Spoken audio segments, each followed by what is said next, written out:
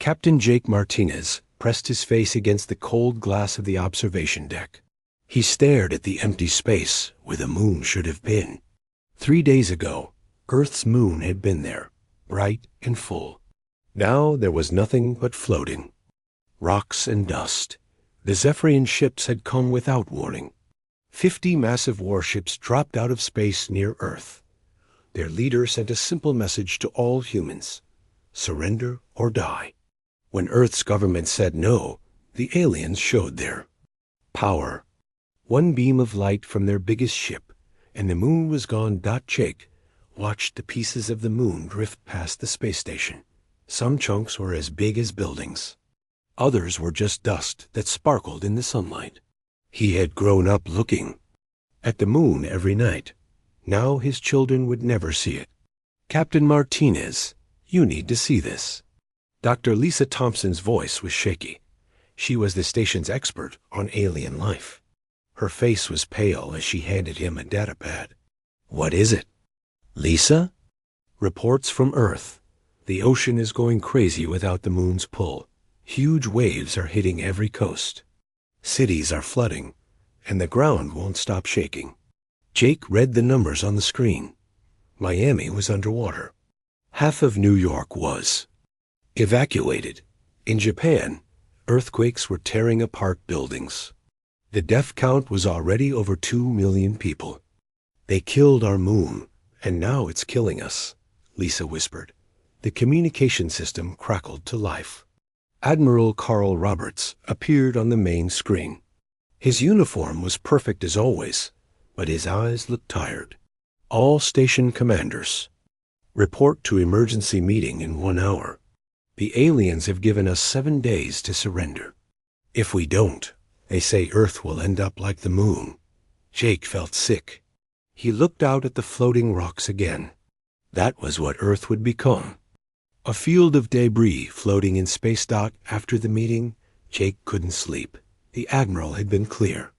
The human fleet had maybe 200 ships. The aliens had over 1,000. Human weapons barely scratched alien shields. The smart choice was to surrender. But Jake remembered his grandfather's stories about World War II, about how Americans fought even when they were losing, about how they never gave up. His grandfather had died on a beach in France, fighting soldiers who had better weapons and more men down on Earth. Colonel Amy Foster was pulling people from the wreckage of Miami. The city she had grown up in was now a lake. Water covered the streets where she used to play as a child. Colonel, we found more survivors in the hotel district, Sergeant Tony Blake called out. His voice was hoarse from breathing dust and smoke. Amy nodded and kept digging. A little girl was trapped under a fallen wall. Amy could hear her crying. She worked faster, moving chunks of concrete with her bare hands. The girl couldn't be more than 6 years old. It's okay, sweetheart. We're going to get you out. When they finally pulled the girl free, she was unconscious but breathing. Amy held her close and felt rage building in her chest. The aliens had done this. They had killed millions of people just to make a point. How many more trapped? Amy asked Tony. Maybe thousands. The whole south side is underwater. We can't get to them. Amy looked at the alien ships hanging in the sky like dark clouds. They were too far away to shoot at, too powerful to fight. But she was going to find a way. These monsters had hurt children. They had destroyed her city. They were going to pay. On the alien flagship, Admiral Corex studied reports from his fleet. The humans were moving around their solar system in strange patterns. Some ships were heading to the outer planets. Others were hiding behind asteroids. They are probably preparing to surrender, his second-in-command said. Most species give up after we destroy one of their planets or moons. Corex nodded. It usually worked that way. Show overwhelming power, kill a few million, and the survivors would beg for mercy. Humans seemed like most other species. They had the same basic ships, the same basic weapons. Nothing special, Keep monitoring their communications. When they contact us to surrender, we'll make the terms clear. Complete submission. Their military will be destroyed. Their leaders will be replaced with our governors. But something bothered Corex. The human ships weren't running away like most species did. They were moving with purpose, like they were planning something. He pushed the thought away. What could primitives with inferior technology possibly plan against his fleet? Back on the space station, Jake got a message from his sister Rachel. She was the captain of a small stealth ship called Shadow Walker. Her message was short. Jake, I'm scared, but I'm not running. None of us are running. If they want a war, we'll give them one they'll never forget. Jake smiled for the first time in 3 days. Rachel was right. Humans didn't surrender. They fought. Even when the odds were impossible, they fought. He looked out at the remains of the moon one more time. Then he turned to Lisa. Doctor, how fast can you analyze that alien technology we captured last year? Why? Because we're not surrendering. We're going to make them wish they never came to our solar system. The alien ships hung in space, waiting for humanity to give up. They had no idea what was coming. Earth was wounded and angry. And wounded, angry humans were the most dangerous thing in the galaxy. Dr. Kevin Price wiped sweat from his forehead as he worked in the underground lab. The facility was built deep under what used to be Denver. Above ground, the city was mostly empty. Everyone had moved to the underground shelters when the earthquakes started. Kevin looked at the alien device on his work table. They had found it 2 years ago after a small fight with Zephyrian scouts. The technology was far ahead of anything humans had built. But Kevin was starting to understand how it worked. Hand me the power coupling, he said to his assistant, Dr. Maria Santos. Kevin, this is dangerous. The radiation levels are off the charts. I know. But if this works, we might have a chance. Kevin connected the alien device to a human plasma cannon. The weapon hummed with new energy. The readings on his computer showed power levels 3 times higher than normal. We need to test this, Kevin said. But who's crazy enough to try it? Captain Susan Gray raised her hand. She was standing in the doorway of the lab, still wearing her flight suit. Susan was one of the best pilots in the human fleet. She was also completely fearless. I'll do it, Susan said. My ship is fast and small. If this thing kills me, at least we'll know not to put it on bigger ships. An hour later, Susan was strapped into her fighter ship Razor's Edge. The enhanced weapon was mounted under the cockpit. Kevin and his team watched from the underground control room as Susan flew toward the test range. Target locked, Susan said. Over the radio, firing. The beam that came from her ship was unlike anything they had seen before. It cut through the test target like a hot knife through butter. The metal melted instantly. Even the rocks behind the target turned to glass. Susan, how do you feel? Kevin asked. There was no answer. Susan's ship was drifting in space. Susan, respond. Finally, her weak voice came through the radio. I'm alive, barely. The radiation almost cooked me. But Kevin, this thing works. It really works. They brought Susan back to the medical bay. Her radiation poisoning was severe, but she would live. As the doctors worked on her, she grabbed Kevin's arm. Make more of these weapons. Make a lot more. We're going to hurt those alien bastards. On the alien flagship, Admiral Corex was getting reports that worried him. Human ships were moving all over their solar system. Some were near Jupiter. Others were hiding in the asteroid belt. But none of them were trying to contact his fleet to surrender.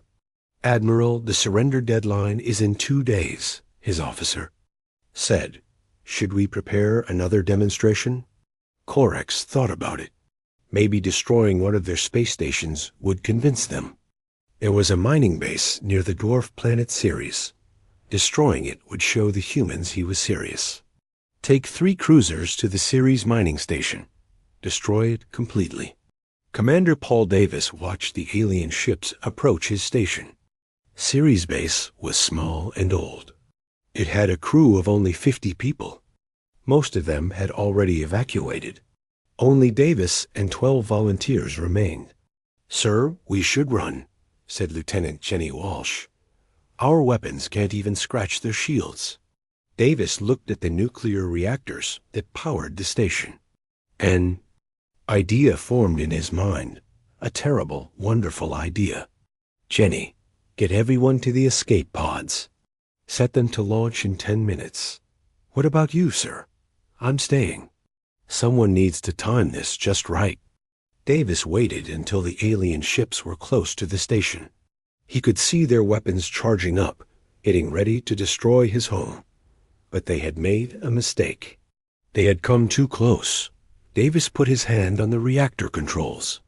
"This is for everyone who died when you blew up our moon," he said. Then he overloaded every reactor on the station. The explosion was visible from Mars. 3 alien cruisers were completely destroyed.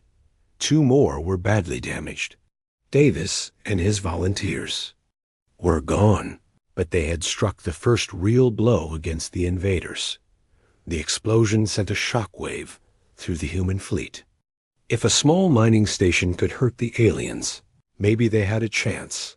Admiral Roberts stood on the bridge of his flagship, the UES Defiance. Reports were coming in from all over the solar system. Human ships were ready for battle. Civilian freighters had been loaded with explosives. Passenger ships carried improvised weapons. Even the luxury cruise ships had been turned into warships. "Admiral, we're getting a transmission from Earth," his communications officer said. "It's from Colonel Foster." Amy Foster appeared on the screen. She was standing in the ruins of Miami, surrounded by her Marines. Behind her, civilians were building barricades and setting up weapons. "Admiral, we're not evacuating. The people of Earth are staying to fight. We've got hunting rifles, homemade bombs, and a lot of anger. If those aliens want our planet, they'll have to take it from our dead hands." Roberts smiled. This was what he had hoped for. Humans fighting like humans always had when their backs were against the wall. "All ships, this is Admiral Roberts. You've seen what Commander Davis and his people did at Ceres. You've heard from Colonel Foster on Earth. We're not surrendering. We're not running. We're going to show these aliens what happens when you threaten humanity." Jake Martinez listened to the Admiral's speech from his space station. Around him, his crew was preparing for war. They had loaded their cargo bays with missiles. The civilian ships in their area were doing the same. "Captain, we're getting a signal from the alien fleet," his communications officer said. "Put it on." Speaker. The alien voice was cold and mechanical through the translator.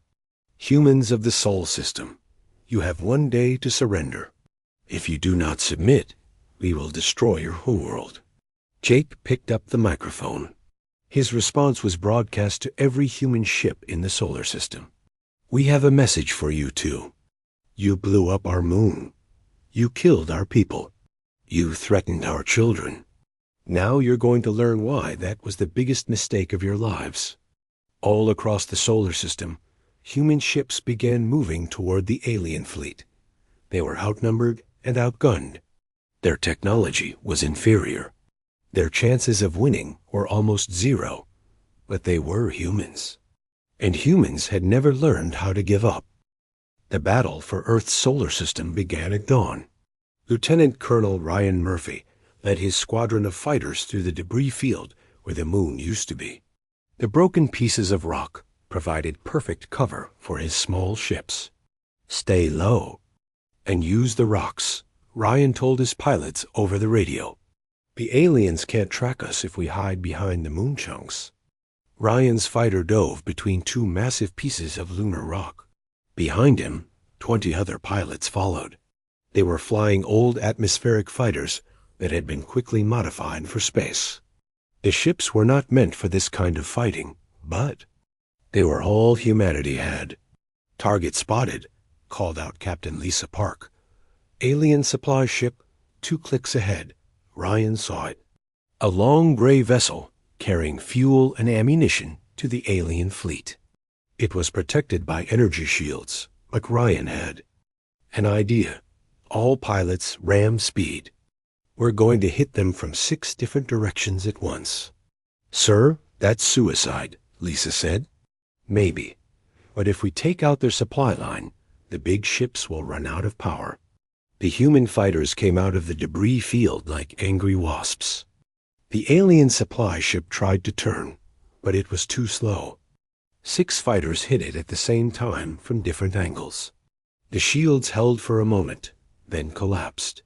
The supply ship exploded in a ball of fire. 3 of Ryan's pilots didn't make it out in time. But the alien ship was destroyed, not Dr. Nancy.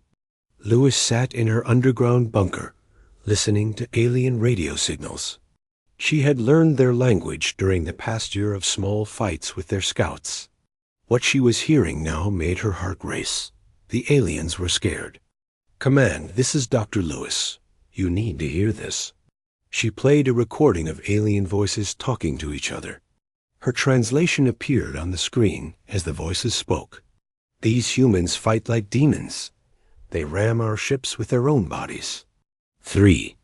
Supply vessels destroyed. The Death Seekers used our own debris against us. Request immediate reinforcement.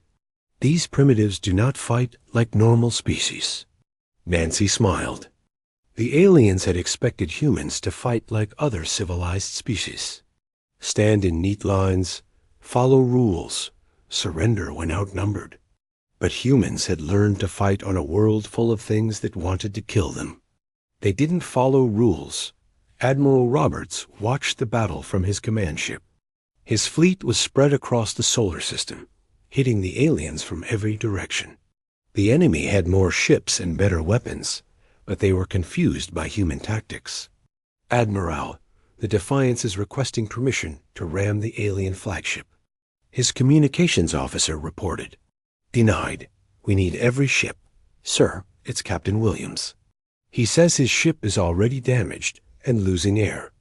He wants to make it count." Roberts closed his eyes. Captain Williams had a wife and 2 children.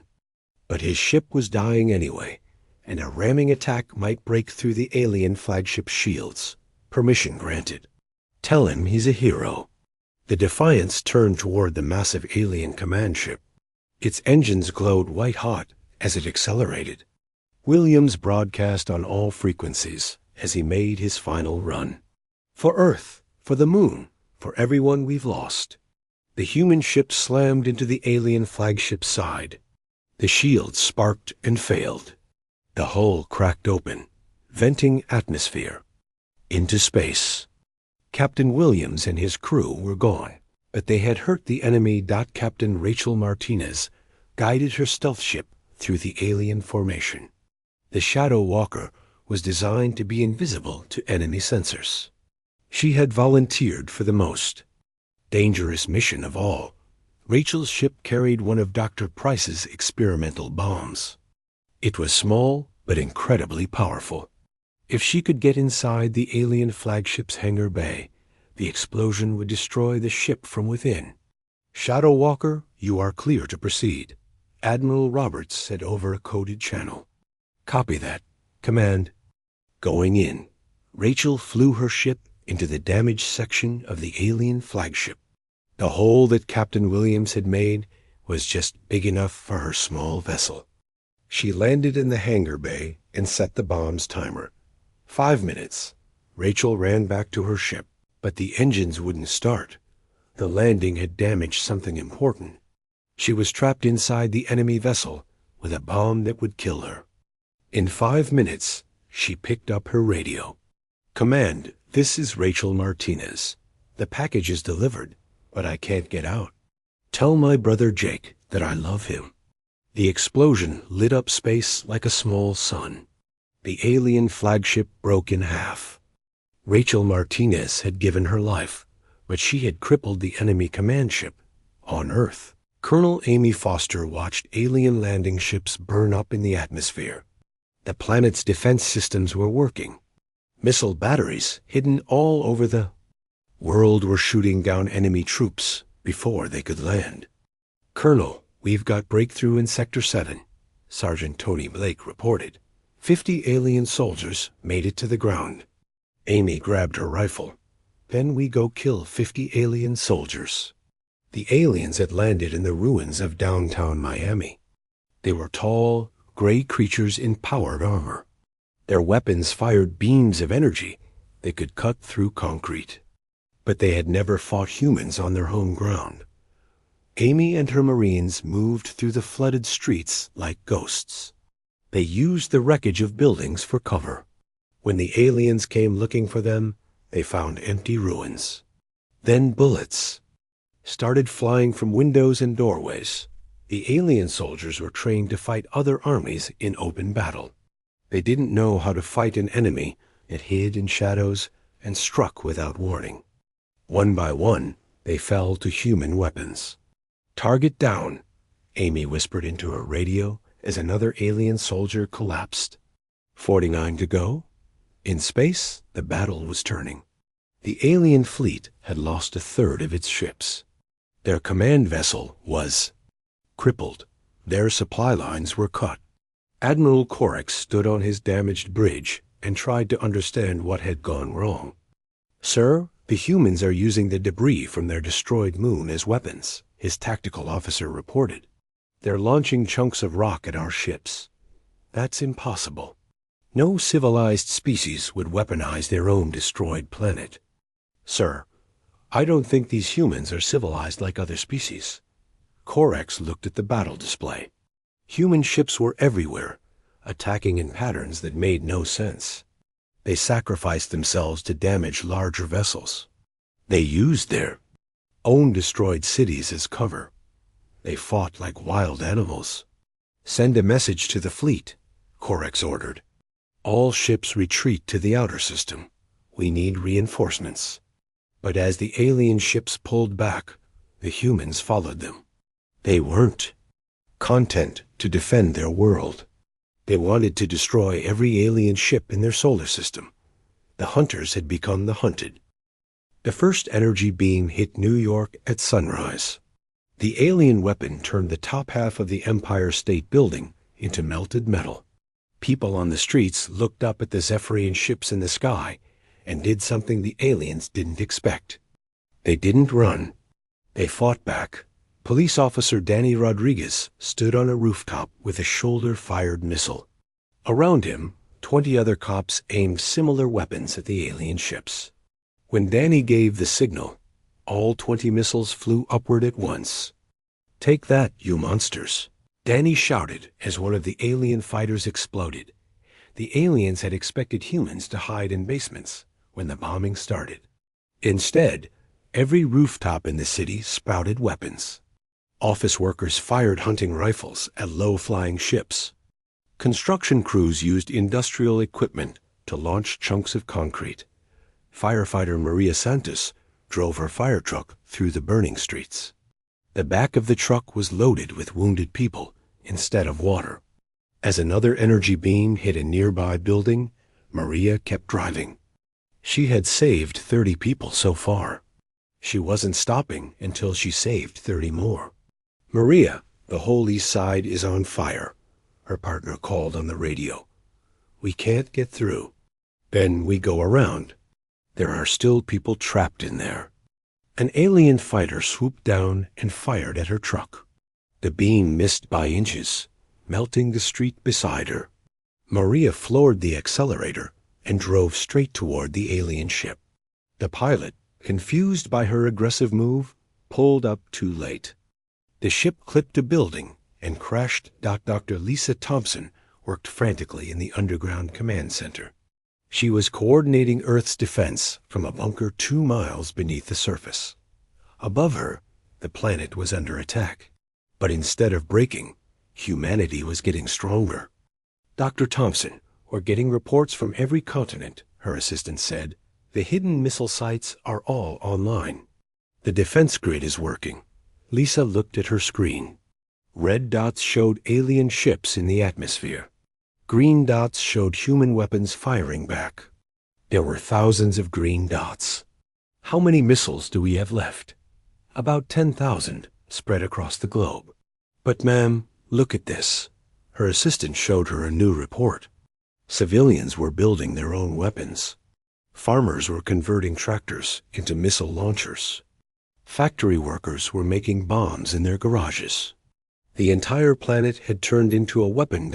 Captain Susan Gray climbed into her fighter for what she knew would be her last mission. The radiation from the enhanced weapons was killing her slowly. Her doctors said she had maybe a week to live. She planned to make it count. Shadow Squadron, this is Gray. We're going after their main battle group. Susan, there are 50 ships in that group, her wing leader said. We only have 12 fighters. Then we better make every shot count. Susan's squadron flew through the wreckage of destroyed buildings. New York was burning below them, but the people were still fighting. She could see muzzle flashes from windows as humans shot at alien ground troops. The alien battle group was waiting for them above the clouds. 50 massive warships, each one bigger than a city block. Susan's 12 fighters looked like insects next to them. All pilots, remember what they did to our moon. Remember what they're doing to our people. No mercy. Susan dove toward the lead alien ship. Her enhanced weapons charged up, drawing power from the exotic matter core. The radiation was cooking her from the inside, but she held her course. Her beam punched through the alien ship's shields like paper. The vessel exploded in a ball of fire. Around her, her pilots did the same. They traded their lives for alien ships, and the exchange rate was in humanity's favor. On the ground in Los Angeles, Colonel Amy Foster watched something that would give the aliens nightmares. Zephyrian soldiers were trying to land in the ruins of downtown. They expected to face the human military. Instead, they found an entire city that wanted them dead. Grandpa Joe, you're 80 years old, Amy said into her radio. You don't have to fight. Young lady, I fought in 3 wars. These alien bastards killed my great-granddaughter when they blew up the moon. I'm not too old to kill a few more. Grandpa Joe was manning a machine gun on his apartment balcony. Around him, people of all ages had picked up weapons. Children threw homemade bombs from windows. Teachers used chemistry knowledge to make explosives. Even the mayor was shooting aliens with a hunting rifle. The alien soldiers had trained to fight other armies. They didn't know how to fight a population that refused to be conquered. Every building was a fortress. Every citizen was a soldier. Every street was a battlefield. Admiral Corex watched his invasion fail from his crippled flagship. The reports coming in made no sense. His ground troops were being slaughtered by civilians. His air force was being shot down by primitive missiles. His fleet was being destroyed by ships held together with spare parts. Admiral, we're receiving signals from the outer colonies, his communications officer said. The human settlements on Mars and Jupiter's moons are also fighting back. Corex felt ice in his veins. This wasn't just Earth. Humans everywhere had heard about the moon and decided to fight. His empire was facing a species-wide rebellion. Sir, 3 more battle fleets are requesting help. The humans at Alpha Centauri destroyed the entire 5th Fleet. The colony at Wolf 359 used their mining ships as bombs. Corex stared at the tactical display. Red marks showed where his fleets had been destroyed. The humans were spreading across space like a plague of violence. Every world they touched became a weapon pointed at the Zephyrian Empire. Dr. Kevin Price watched his creation work from a safe bunker. The enhanced weapons were turning the tide of battle, but they were also killing the pilots who used them. The exotic matter radiation was deadly to humans. Kevin, we're running out of volunteers, his assistant said. The pilots know the weapons will kill them. How many volunteers do we have left? 500. But sir, they're not military pilots. They're civilian volunteers. Farmers, teachers, shopkeepers. People who've never flown a fighter before. Kevin closed his eyes. These people were volunteering to die to save their world. The least he could do was give them the best weapons possible. Prep all 500 ships. If they want to fight, we give them the tools to hurt the enemy. The final battle was about to begin. Earth was wounded and bleeding, but humanity was far from defeated. The aliens had wanted to make an example of the human homeworld. Instead, they had created something far more dangerous. They had made Earth angry. 6 months after the battle, Captain Jake Martinez stood on the observation deck of New Harmony Station. He looked up at the new moon being built where the old one used to be. This new moon was different. It was made of metal and weapons instead of rock. It had gun ports and missile tubes. The message was clear.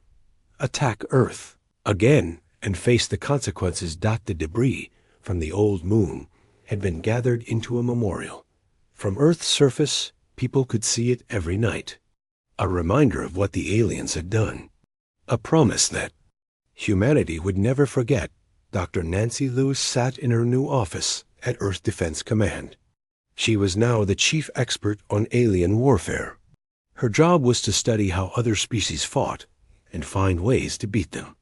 On her desk were reports from across the galaxy. The destruction of the Zephyrian fleet had sent shockwaves through space. Dr. Lewis, we're getting more communications from the Rigel sector, her assistant said. Another alien empire wants to negotiate. Nancy read the message. It was the same as all the others. Alien civilizations that had never talked to humans before were suddenly very interested in peace treaties.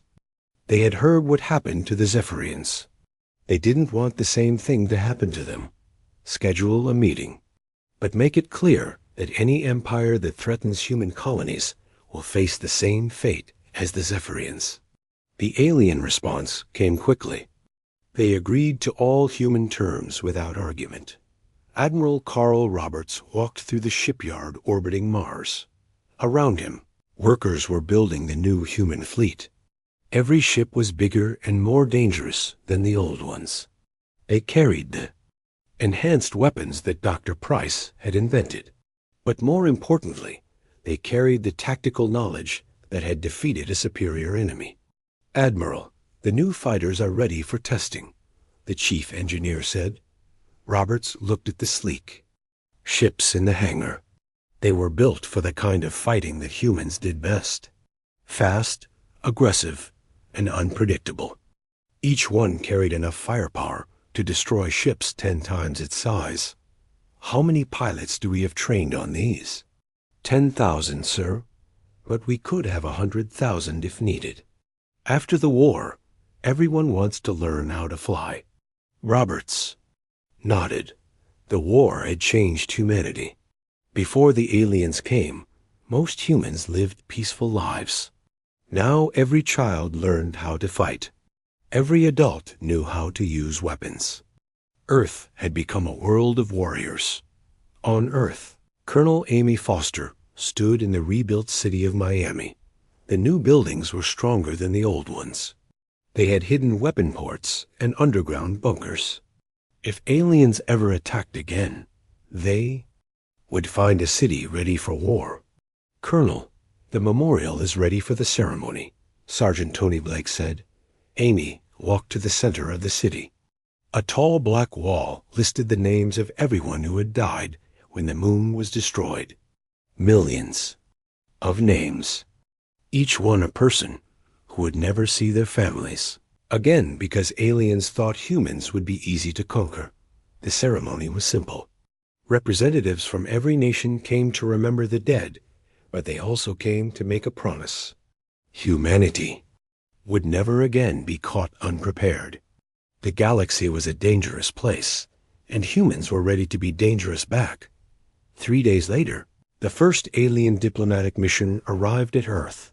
The ship was small and clearly unarmed. Its crew was terrified.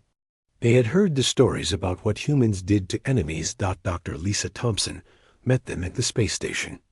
She was now Earth's first ambassador to alien species.